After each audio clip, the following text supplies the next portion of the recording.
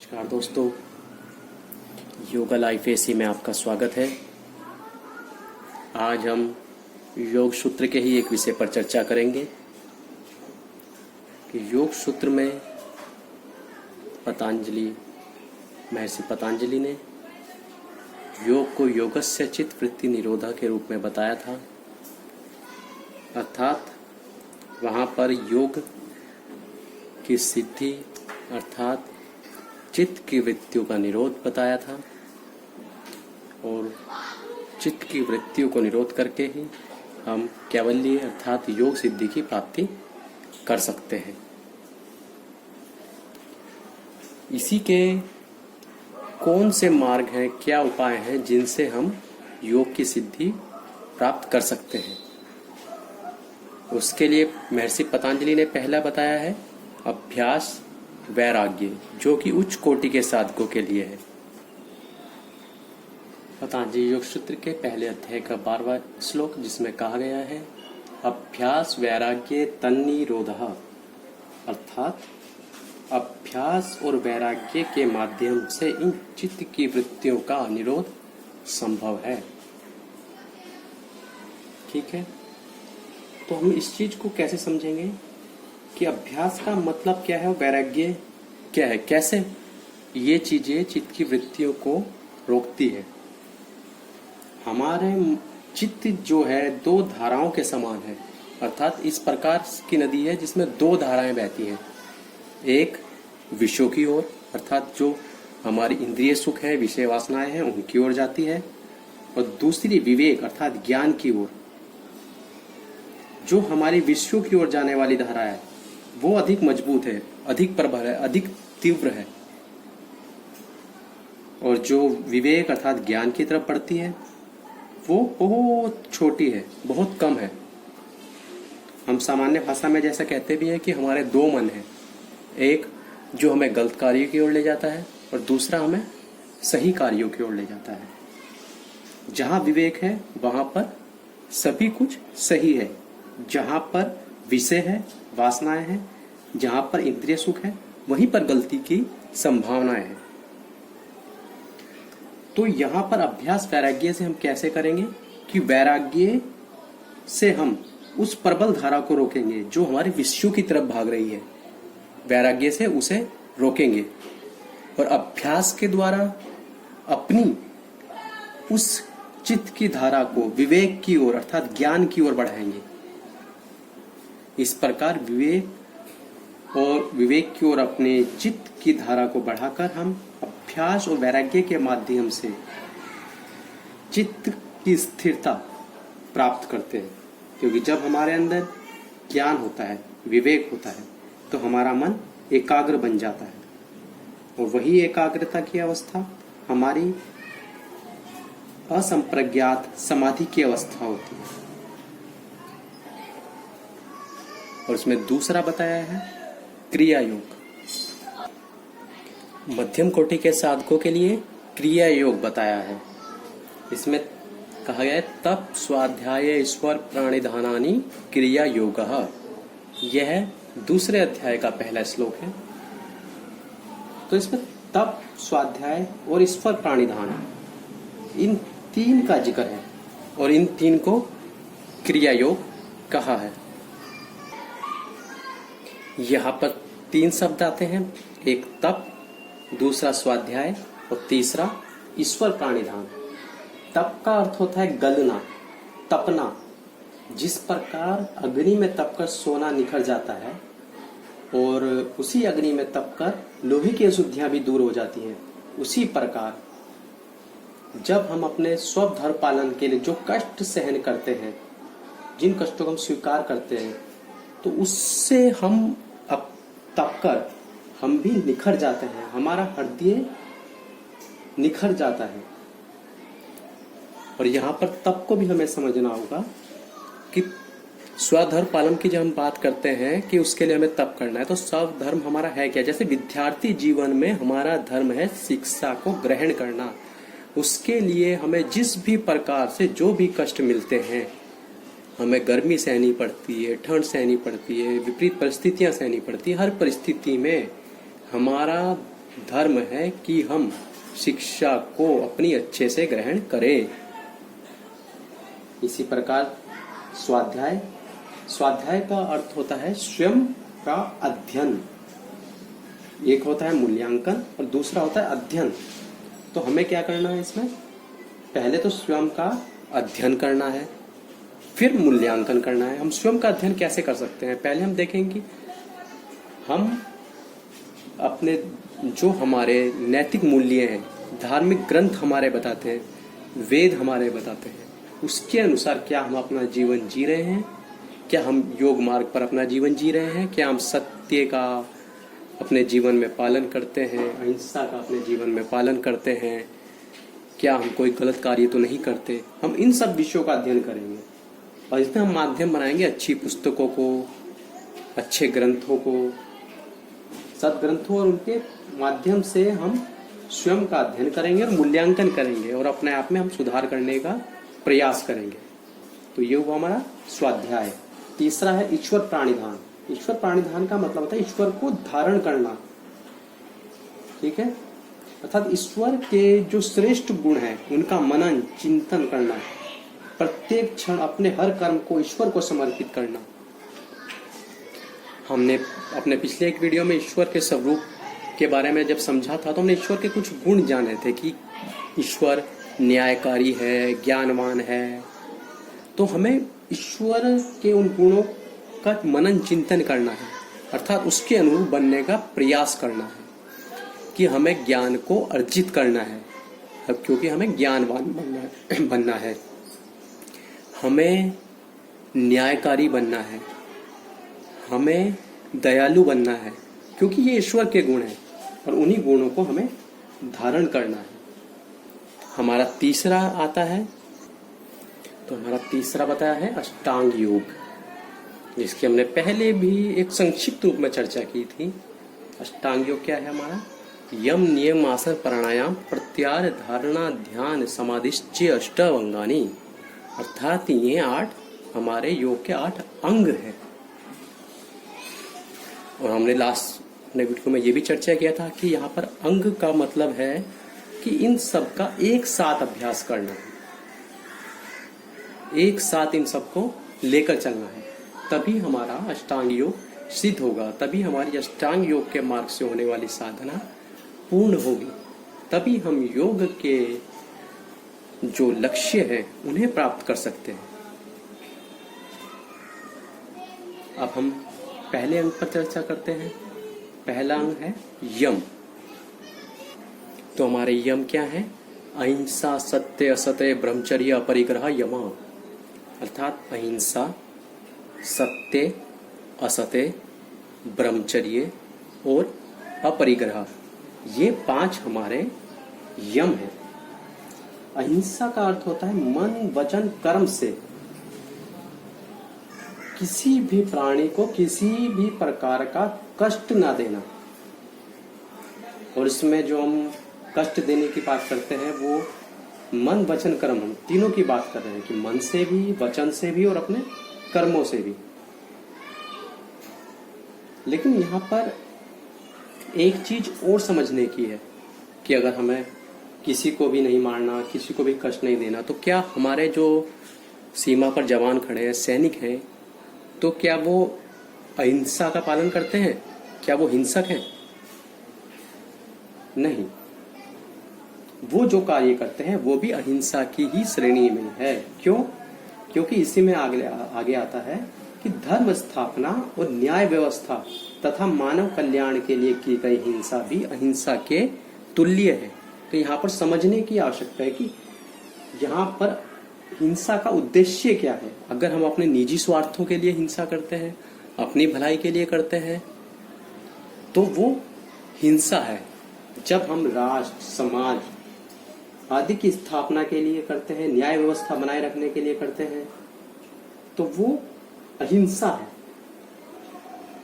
तो यहाँ पर भावनाएं भी जो है काफी हद तक मैटर करती है। अहिंसा के द्वारा चित्त को शुद्ध और भावनाओं को परिष्कृत किया जाता है। इसी प्रकार हमारा दूसरा आता है सत्य। सत्य में भी हम मन वचन और कर्म का ध्यान देंगे। क्योंकि सत्य पर ही अन्य यम और नियम जो है उनका पालन निर्भर करता है। सत्य भी मन वचन कर्म से होगा, जैसा हमने देखा सुना जाना उसे अपने विवेक ज्ञान से भली प्रकार परख कर सही गलत का ज्ञान करके आगे बढ़ाना। ये हमारा सत्य होगा कि हमें अपने विवेक पर उसे खरा भी उतारना है। किसी ने हमें अफवाह दी, जैसा कि आजकल होता है कि हम व्हाट्सएप पर या सोशल मीडिया में या न्यूज चैनल्स में कई बार झूठी खबरें देखते हैं और हम उन्हें फैलाने लगते हैं, क्योंकि हमने अपने विवेक से, अपने तर्कों से, अपने ज्ञान से उन्हें समझा नहीं। तो हम भी क्या कर रहे हैं, हम भी असत्य को फैला रहे हैं, हम भी असत्य कर रहे हैं, हम सत्य का पालन नहीं कर रहे हैं। तो अगर हमें सत्य का पालन करना है तो हमें उन खबरों को, उन चीजों को भी जांचना परखना होगा, तब हमारा सत्य सिद्ध होगा। दूसरा अगला आता है असत्य। असत्य मतलब दूसरे के धन, वस्तु या विचारों का अपने हित के लिए बिना स्वामी की अनुमति के प्रयोग की प्रवृत्ति असत्य कहलाती है। मतलब किसी की कोई वस्तु है, किसी के कोई विचार है, किसी का धन है, हम उससे अनुमति लेकर अगर उससे प्रयोग करते हैं तो ठीक है, वो सत्य है। और अगर उससे बिना अनुमति लिए प्रयोग करते हैं तो वो गलत है। तो हमें सामने वाले व्यक्ति की अनुमति लेकर करना है, तभी हम उन वस्तुओं का उपयोग कर सकते हैं, उसके विचारों का, उसके धन का, वस्तुओं का। अन्यथा वो सब चोरी कहलाएगा। और असत्य से क्या होता है, व्यक्तिगत चित्त शुद्धि के अतिरिक्त व्यापक सामाजिक तनाव भी कम होता है। क्योंकि हम जब किसी दूसरे की वस्तु की लालसा नहीं रखेंगे, लेंगे नहीं, तो हमारा सामाजिक विवाद भी काफी हद तक इससे कम होते हैं। फिर अगला आता है ब्रह्मचर्य। ब्रह्मचर्य के भी कई रूप हैं, अर्थात स्वधर्म से विरक्त ना होना, अर्थात अपने धर्म के पालन में लगे रहना, वो भी ब्रह्मचर्य। अर्थात ब्रह्मा मतलब ईश्वर, ईश्वर के सहचर्य बनकर, मतलब उसके साथ चलना। दूसरा है अर्थ कि मैथुन कर्म से विरक्ति। इन दोनों अर्थों में ब्रह्मचर्य को लिया जाता है कि वीर्य रक्षा भी हमें करनी है। ये भी एक ब्रह्मचर्य का महत्वपूर्ण अंग है, क्योंकि इससे हमारी जो सप्त धातुएं होती हैं, जिन्हें रस, रक्त, अस्थि, मज्जा, मांस, मेद, वीर्य, ये जो कहा जाता है, उन सप्त धातुओं में सबसे अधिक बलवान वीर्य है। तो उसकी भी रक्षा करनी है, क्योंकि उससे हमारी बुद्धि और ओज हमें प्राप्त होता है, जो कि शारीरिक दृष्टि से भी अत्यंत आवश्यक है। इसलिए हमें अपने जीवन में ब्रह्मचर्य का भी पालन करना है। अपरिग्रह।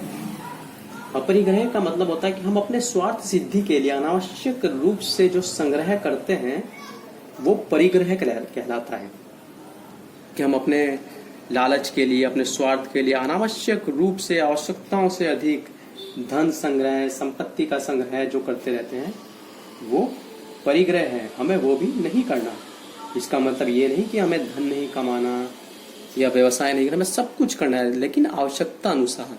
और जो हम कमाएं उसे अपने उपयोग के साथ साथ समाज के उपयोग के लिए, देश के, राष्ट्र के उपयोग के लिए, सभी के उपयोग के लिए भी उसमें हिस्सेदार बनाए रखना है।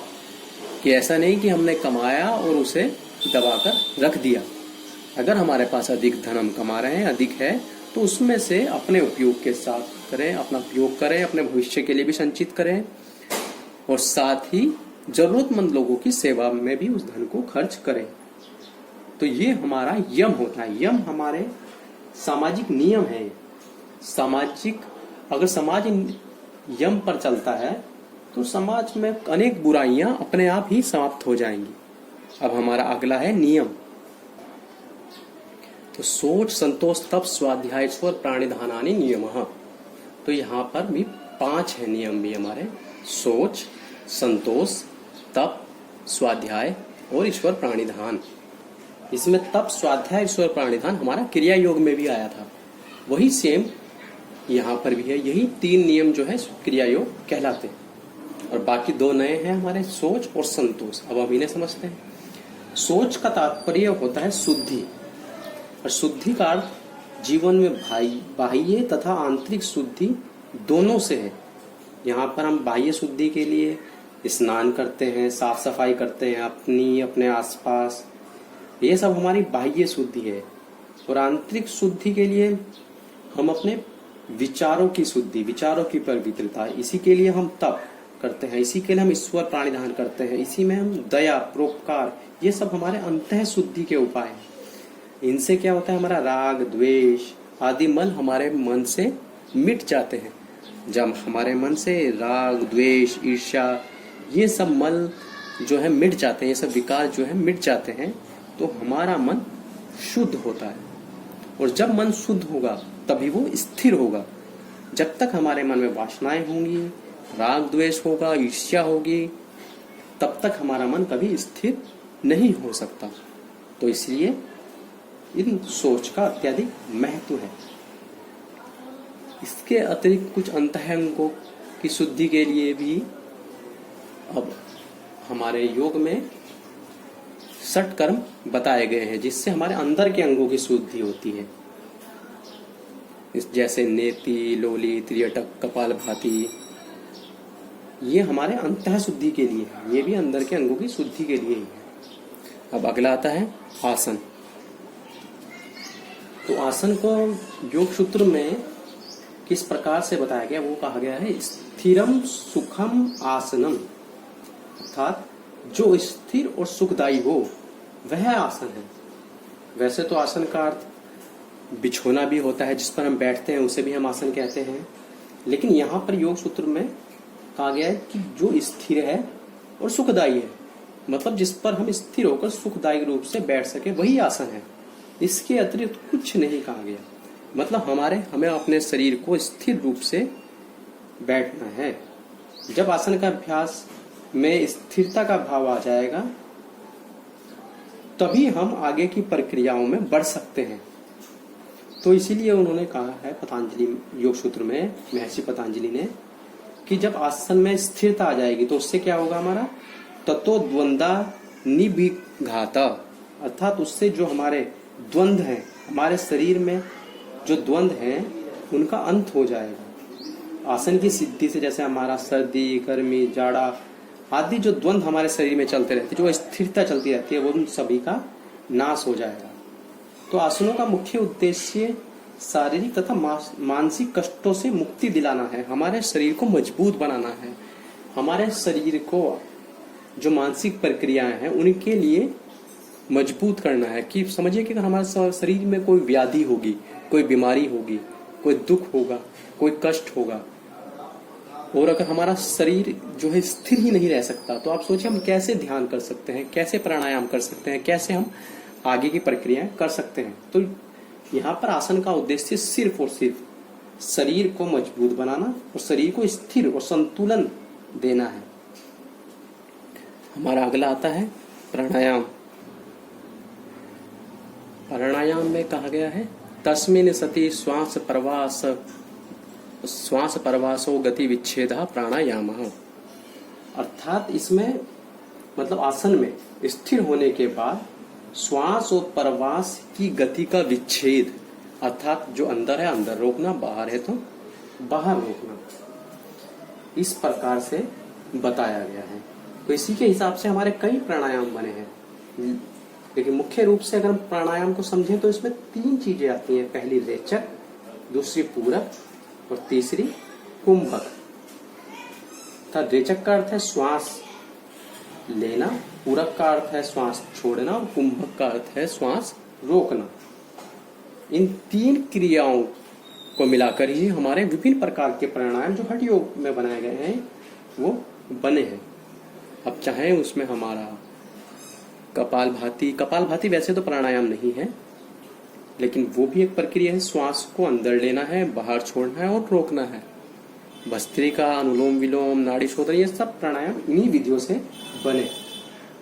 तो प्राणायाम से हमारा क्या होता है, मन नियंत्रण होता है, मानसिक स्थिरता आती है, मानसिक शांति आती है, एकाग्रता विकसित होती है। और प्राणायाम से हमारी पाचन शक्ति बढ़ती है, प्रत्यक्ष ज्ञान बढ़ता है, स्मरण शक्ति बढ़ती है। तो प्राणायाम हमें ध्यान के लिए एक भूमि तैयार करके देता है। तो हमारा अगला आता है प्रत्याहार। तो प्रत्याहार क्या है? सव विषय संप्रयोगे चित्तस्य स्वरूपानुकार इन्द्रियाणाम प्रत्याहारा। अर्थात इंद्रियों का अपने विषयों,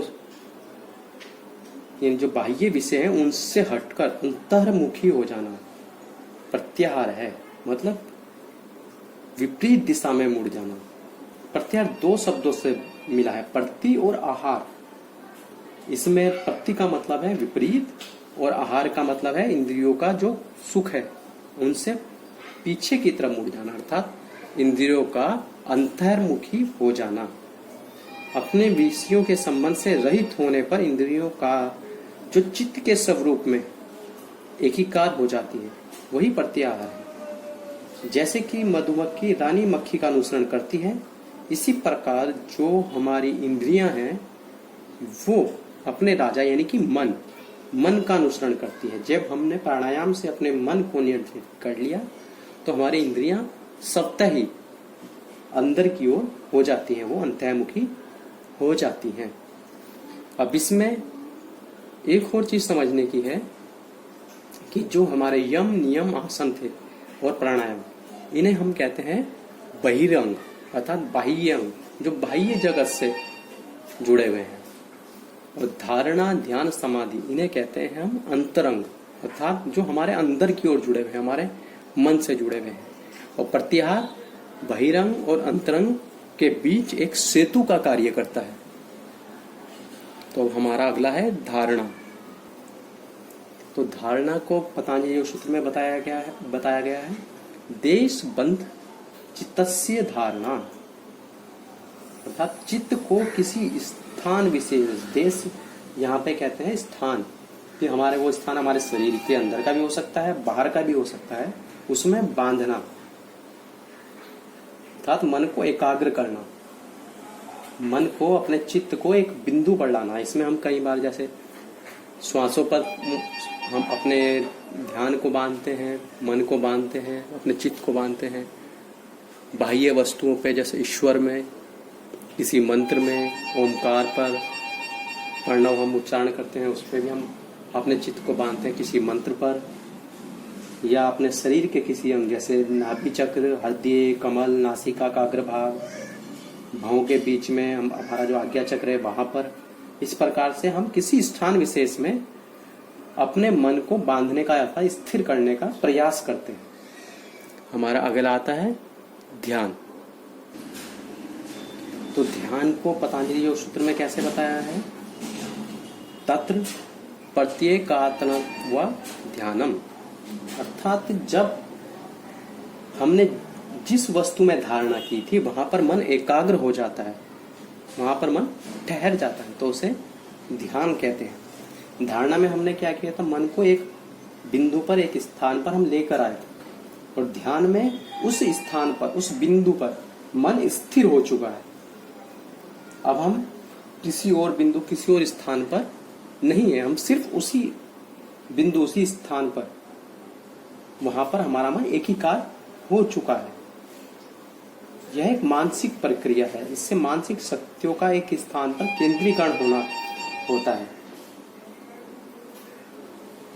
तो ध्यान के हमारे कई रूप हैं, जैसे ज्योति ध्यान, कि जब हम किसी ज्योति पर ध्यान लगाते हैं, स्थूल ध्यान, किसी हम बाह्य जगत की या अंतः की किसी स्थूल चीज पर, मतलब अपने शरीर के किसी अंग पर या किसी बाह्य वस्तु पर लगाते हैं। और सूक्ष्म ध्यान, सूक्ष्म ध्यान मतलब जब हम किसी सूक्ष्म चीज पर, अर्थात जैसे ईश्वर पर अपना ध्यान लगाते हैं, अपनी आत्मा पर अपना ध्यान लगाते हैं, तो वो सूक्ष्म ध्यान कहलाता है। समाधि को पतंजलि सूत्र में कैसे बताया गया है? तदेव अर्थ मात्र निर्भासम स्वरूप शून्यमेव समाधि, अर्थात इसमें क्या होता है? जब ध्यान करते करते, जब चित्त हम जिस वस्तु में ध्यान लगा रहे हैं अर्थात ध्येयकार के रूप में परिणित हो जाता है, मतलब उसी का रूप धारण कर लेता है, इसमें स्वयं का रूप शून्य हो जाता है, मतलब लुप्त हो जाता है। स्वरूप शून्यमेव मतलब स्वयं का रूप शून्य हो जाता है, लुप्त हो जाता है। हम जिस वस्तु में ध्यान कर रहे हैं हम उसी का रूप धारण कर लेते हैं। हमें वो आभास होता है कि हम स्वयं वही बन चुके हैं। यदि हमारा ध्यान ईश्वर में था तो हम स्वयं ईश्वर रूप हो चुके हैं, मतलब अहम ब्रह्मास्मि, वो स्वरूप चरितार्थ हो जाता है। समाधि तक पहुंचने से पहले बहुत से अनेक स्तरों पर हमें आना पड़ता है। और ध्यान हमारा जो है बहुत ही अच्छी तरह से एक बहुत अच्छी विधि है जिसका हमें निरंतर अभ्यास करना चाहिए, क्योंकि इसका हमारा दैनिक जीवन में भी बहुत लाभ है। हम समाधि प्राप्त करें ना करें, लेकिन ध्यान से हमारी मानसिक शक्तियां बढ़ती हैं, हमारी एकाग्रता बढ़ती है, हमारी कार्य क्षमता बढ़ती है। इसलिए हमें ध्यान का अवश्य अभ्यास करना चाहिए। तो आज की हम अपनी कक्षा यहीं पर समाप्त करते हैं। आप सभी का बहुत बहुत धन्यवाद।